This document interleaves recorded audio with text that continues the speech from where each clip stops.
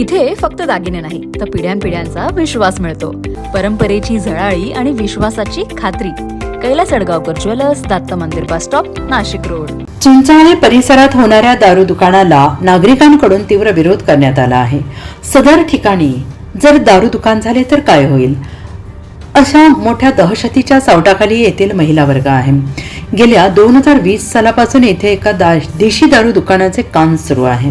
स्थानिक नागरिकांच्या लक्षात येणार नाही अशा गुपित पद्धतीने पत्र्याच्या शेडमध्ये या दारू दुकानाचे काम सुरू होते आणि या ठिकाणी संपूर्ण कामगार वस्तीचा भाग आहे. मात्र स्थानिक नागरिक आणि स्थानिक लोकप्रतिनिधी यांच्याही बाब लक्षात आल्यानंतर या देशी दारू दुकानाला स्थानिक नागरिक विशेष करून महिला वर्गाकडून जास्त विरोध करण्यात आला. हा संपूर्ण परिसर रहिवासी भाग असून येथील कमर्शियल या दुकानाचे काम कसे काय सुरू होते असा सवाल देखील उपस्थित करण्यात आला.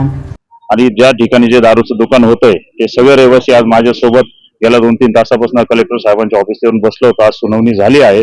कलेक्टर साहेबांनी पुढची 23 तारीख दिली आहे.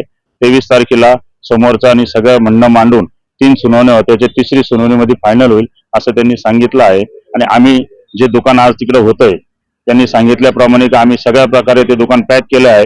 मध्ये लघवीची जागा आहे, वॉशरूम आहे असं त्यांनी सांगितलं, पण ते 7 फूट आहे. ते सगळं अनधिकृत पत्र्याचं शेड त्यांनी उभारलं आहे. त्याला महापालिकेने पण नोटीस लावली आहे. ते नोटीसची काय ते तक्रार आहे ती सुद्धा आम्ही कलेक्टर साहेबांकडे दिली.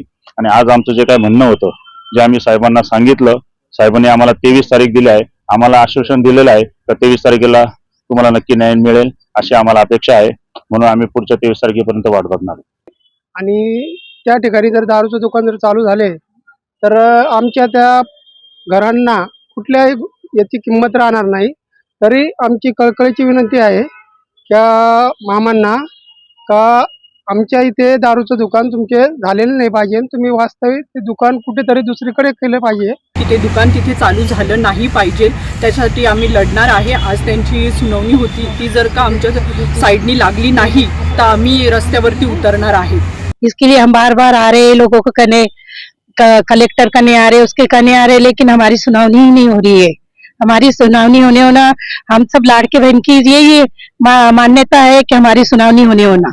त्यानंतर या दुकानाला महापालिकेकडून नोटीस देखील बजावण्यात आली आणि हे प्रकरण नाशिक जिल्हा न्याय दंडाधिकारी यांच्याकडे गेल्यानंतर आज या प्रकरणी सुनावणी झाली असून लवकरच या प्रकरणी न्याय मिळवून देणार असल्याचं जिल्हा न्याय दंडाधिकारी तथा जिल्हाधिकारी आयुष प्रसाद यांनी म्हटलं आहे. NCN न्यूजसाठी रोहन दानी, नाशिक.